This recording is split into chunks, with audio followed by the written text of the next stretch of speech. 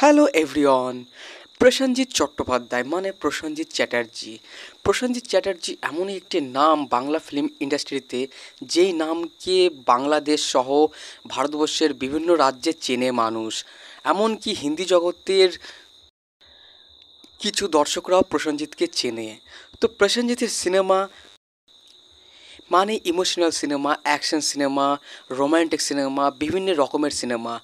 বলা যায় বা শোনা যায় যে বাংলা ফিল্ম ইন্ডাস্ট্রিতে প্রসেনজিতের সিনেমা অনেক। আর বাংলা ফিল্ম ইন্ডাস্ট্রিতে প্রসেনজিতের নাম খুবই বেশি।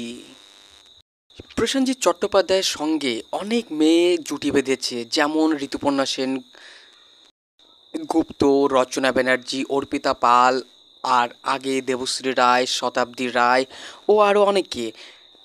কিন্তু নায়িকা রচনা ব্যানার্জির সঙ্গে প্রসেনজিতের সিনেমাও বেশ কিছু আছে। তো আজকে আমি যে সিনেমাটি নিয়ে কথা বলতে এসেছি সেই সিনেমাটার নাম হচ্ছে ক্রিমিনাল।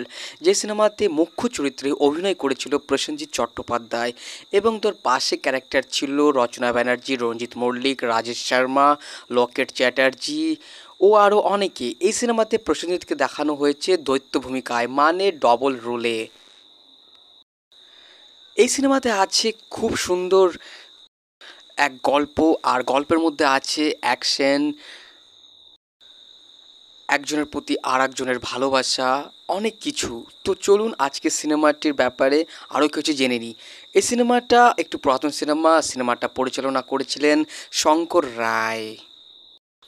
তো কাহিনিটা শোনার আগে আমি সবাইকে অনুরোধ করব, যে আমার চ্যানেলে নতুন এসেছেন তার কাছে অনুরোধ, আমার চ্যানেলটি লাইক করে সাবস্ক্রাইব করবেন, যাতে পরবর্তী ভিডিও আপনারা সঙ্গে সঙ্গে পেতে পারেন।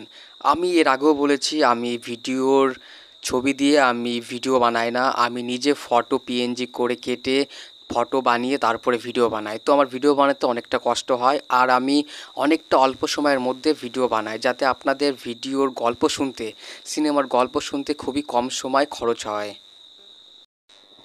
তো গল্প শুরু হয় একটা শহর থেকে, যে শহরে একটা ছেলে খুবই অসহায় অবস্থায় থাকে, তার কাছে খাবারের পয়সা পর্যন্ত থাকে না। তো সেই বাচ্চা ছেলেটি একটা দোকানে যায় কচুরি খেতে। তো সেই দোকানের লোক পয়সা নেই বলে তাকে অপমান করে, আর তাকে অপমান করতে দেখে নেয় একটা ছেলে। তাই সে হচ্ছে রাজেশ শর্মা। সেই রাজেশ শর্মা সেই বাচ্চা ছেলেটির দুর্ব্যবহারের জন্য সে দোকানদারের সঙ্গে সে কথা বলে, আর বলে তুমি এটা ঠিক করনি। আর ওই ছেলেটিকে রাজেশ শর্মা সে তার নিজের কাছে রেখে দেয়, আর সে ওই ছেলেটাকে একটা নতুন জীবনের সন্ধান খুঁজে দেয়। আর ছেলেটি সেই রাজেশ শর্মার হয়ে কাজ করতে থাকে, কিন্তু কাজই ছিল আলাদা টাইপের। সেই ছেলে রাজেশ শর্মার কাছে সে কিন্তু বড় হতে থাকে, আর ওই ছেলে বড় হয়ে হয়ে যায় সিনেমার নায়ক, মানে প্রসেনজিৎ, যার ক্যারেক্টার নাম হচ্ছে শিবা। তো শিবা সে রাজেশ শর্মার আন্ডারে কাজ করতে করতে সে কিন্তু একটা নামী লোক হিসেবে পরিচিত লাভ পায়। রাজেশ শর্মার কাছে গুন্ডার মতোই, একটা খারাপ ছেলের মতোই থাকে এবং কাজ করতে থাকে। অন্যদিকে একটা মদ খাওয়া লোকের সঙ্গে সেই শিবার মানে প্রসেনজিতের একটা ভালো সুসম্পর্ক থাকে, এবং সেই লোকটির একটি মেয়ে থাকে। সেই মেয়েটির নাম হচ্ছে সঞ্চারী, মানে রচনা ব্যানার্জি। তো সেই মেয়েটিকে একটি অসভ্য, একটি বাজে লোক সে কিন্তু তার মতো করে পেতে চায়, কিন্তু মেয়েটি তাকে পছন্দ করে না। একদিন একটা মদ খাওয়ার জায়গায় সে মেয়েটির বাবা থাকে, এবং থাকে তার মেয়েকে পছন্দ করা সেই বাজে ছেলেটি। সেই ছেলেটি কিছু ভুলভাল বলে, আর সে থেকে শিবা মানে প্রসেনজিৎ সে মদের বোতল ভেঙে দেয়, আর আর সেই মহলটা চুপচাপ হয়ে যায়।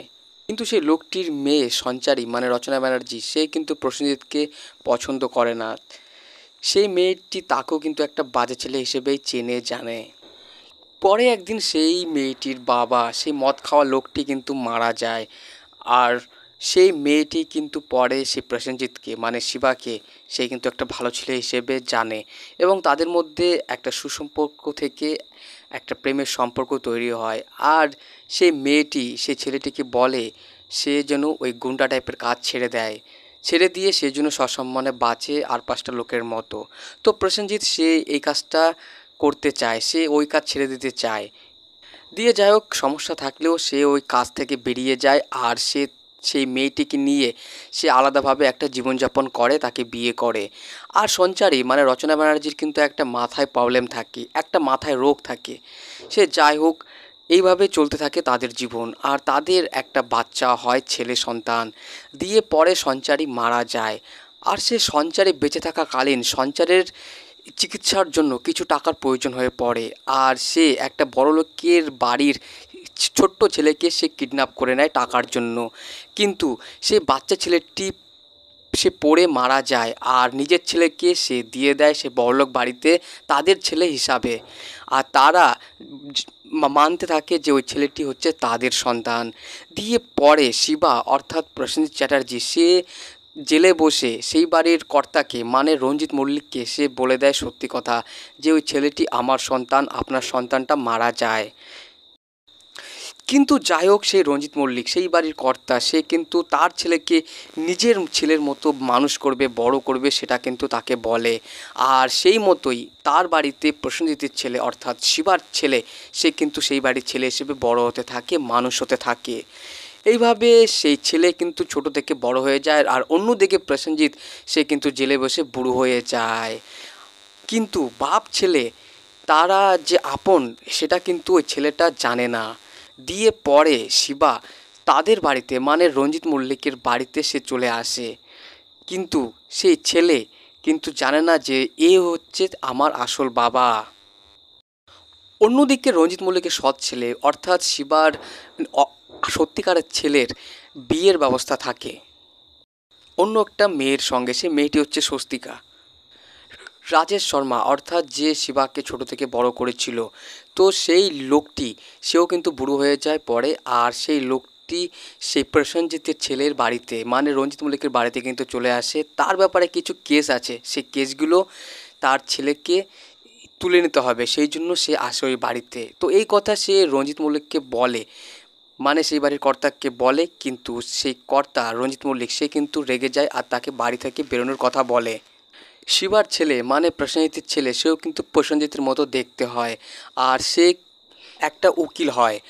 আর শিবাকে যে বড় করেছিল সেই লোকটি রঞ্জিত মল্লিককে বলে যে সে যদি তার কেসগুলো তুলে না নেয় তাহলে সে কিন্তু সব ফাঁস করে দেবে যে তার বাবা কিন্তু তুমি নও, শিবা।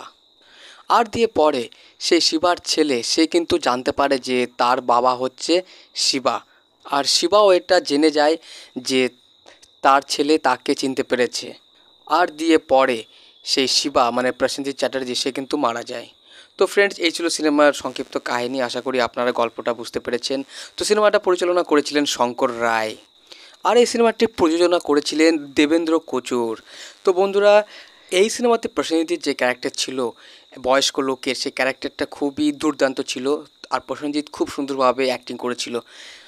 তো আমার ভিডিওটি যে যেখান থেকে দেখছেন না কেন আমি সবাইকে বলছি আমার ভিডিওটি লাইক করবেন, চ্যানেলটি সাবস্ক্রাইব করবেন, আর বন্ধুদের সঙ্গে ভিডিওটি শেয়ার করবেন। সকলে ভালো থাকবেন।